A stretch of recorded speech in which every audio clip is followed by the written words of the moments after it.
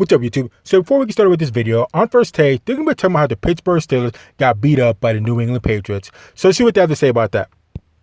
Now we got the sound out of the way. Pat's unstoppable with AB? Yeah. Look, does it mean they can't, that there's no scenario that, look, the Giants had this incredible all-time historical upset of them in 07 when they went 18-0 before they finally lost to the Giants by the skin of their teeth. So it's not like there won't be any drama at all, potentially, but they're the overwhelming favorites right now. Guys.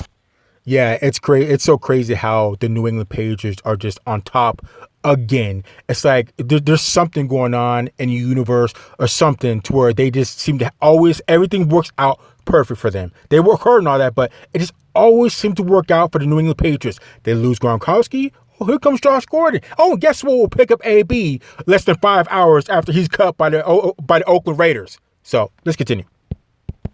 Josh Gordon. Before we get to AB, can we focus on Josh Gordon? Yeah, go for it. Josh Gordon, when he's on the field, you realize as a rookie, the only rookie in the last, 15 years at the receiver position that was like Josh Gordon or better was Odell Beckham Jr. Josh Gordon was such a transcendent talent as soon as he entered the league. It was like, that guy's a top 3 to 5 wideout already. He's a baby. Who's to say he can't get better than that? Because he looked like that again yesterday. Yeah. And even the things he's putting out on social media talking about his problems have a different sound to me than they used to. Like he's starting to, he sounds to me like a guy actually in recovery, or at least making an effort. We'll see if that holds. But when he's on the field, the question was, how are they going to replace Gronk? Right? Well, Edelman's the league. How are they going to replace Gronk? Gronk's receiving chops, his receiving talent had receded. He was great in other areas, but as a receiver, he wasn't the same anymore at tight end. Josh Gordon's a huge step up from that if he can stay on the field. And then they add AB. They're already the Super Bowl champions. Josh Gordon, better receiver than Gronk at this point. Unbelievable. Guys, AB is the greatest offensive player, other than Brady, in the history of the franchise, day one. Randy Moss, when he joined the Patriots, was amazing. But he was past his prime. If he's in the middle of his prime, and even prime to prime, he and Randy Moss is a good argument.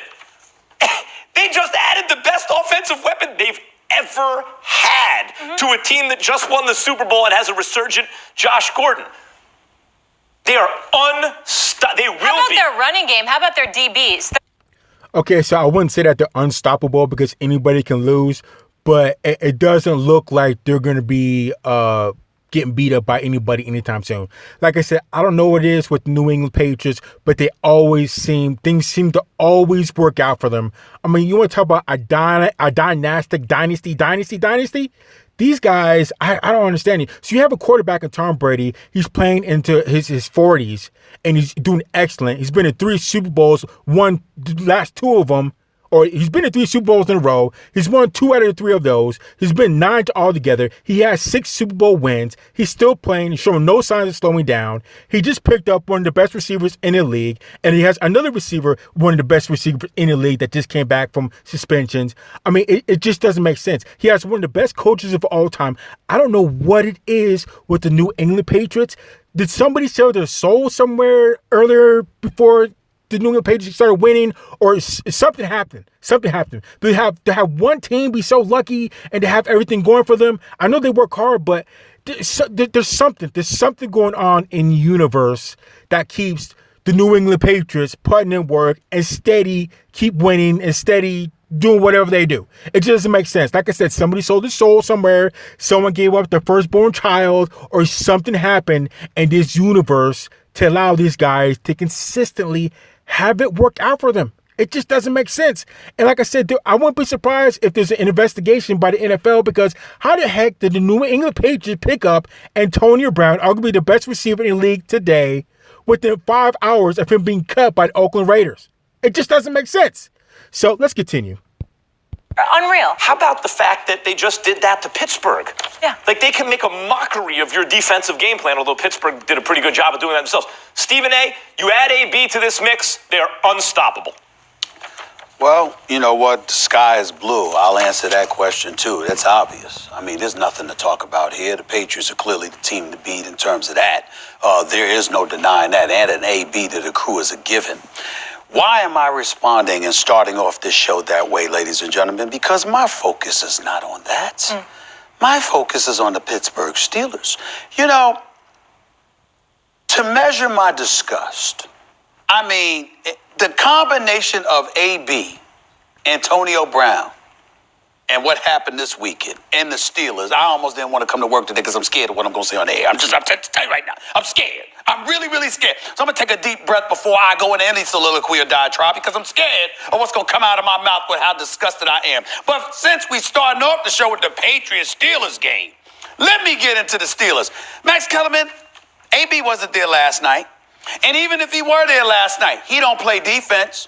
Now, I'm looking at this Pittsburgh offense. I'm looking at this Pittsburgh offense that went against that Patriot defense, and I'm like, where the hell were you?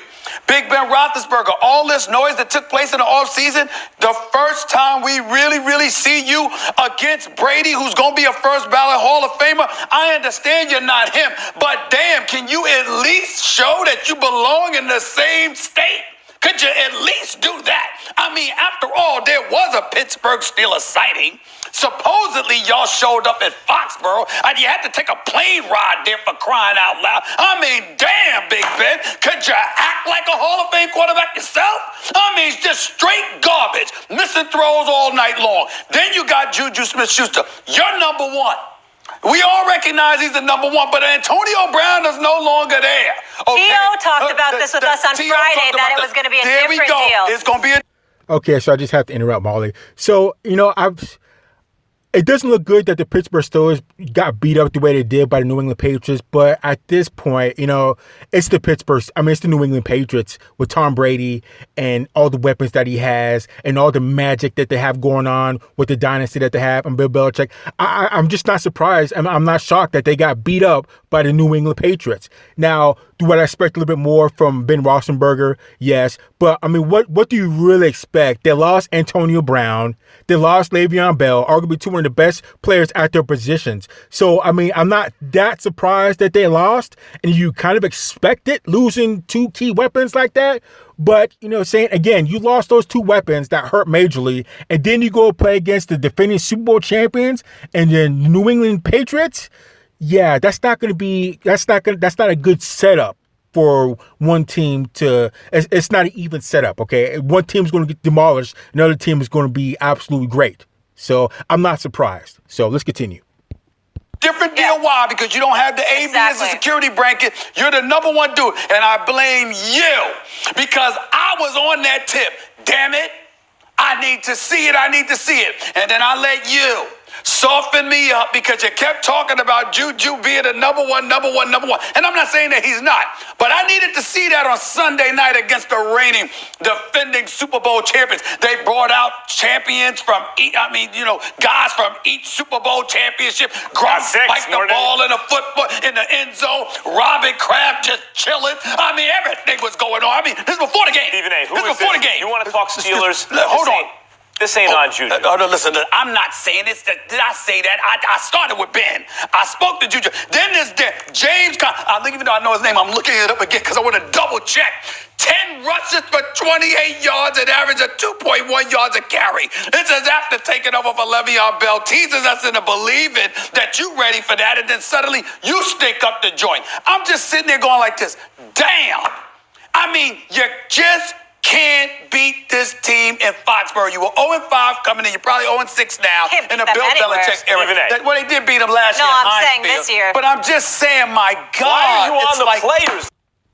Look, again, so you have the Pittsburgh Steelers. They lost two major weapons, arguably the best wide receiver in the league right now, in Antonio Brown, and arguably one of the best running backs in the league right now, in Le'Veon Bell. You can't lose those two guys and have that not affect your play. You just can't. You can't. Mix that in with playing against the defending Super Bowl champions, New England Patriots, arguably the GOAT and Tom Brady, and Pro Bowl wide receivers. I mean, just a whole stacked team. That's not going to be a good combination. That means somebody's really going to get beat up real bad, and it just happened to be the Pittsburgh Steelers again. You can't lose all that and then play against a team that's stacked and is super dynastic and have it turn out well. So none of this is really that surprising. It just isn't. It just isn't. So let's continue. This is a coaching loss. Wait, well, listen. I'm sorry. I'm certainly not absolving Mike Tomlin. He's the most to blame. Who admitted we weren't prepared or whatever. I mean, damn. At the end of the day, I'm not surprised that you lost.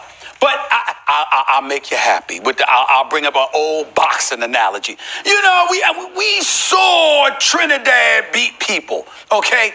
But what did he do to William Joppy? I mean, that was an annihilation. Walked right through him in the back. I mean, I'm talking about getting it. But remember, the first round, he dropped him, and the boy was dizzy from that point forward. He just kept him around for the other 4 rounds. I'm just simply saying, you just look at the Steelers. It's one thing to lose, but it's another thing to get beat down, spanked. Oh, I can't understand. I'm a Giants fan. I couldn't understand something like that. Wait a minute. But you don't have that much talent.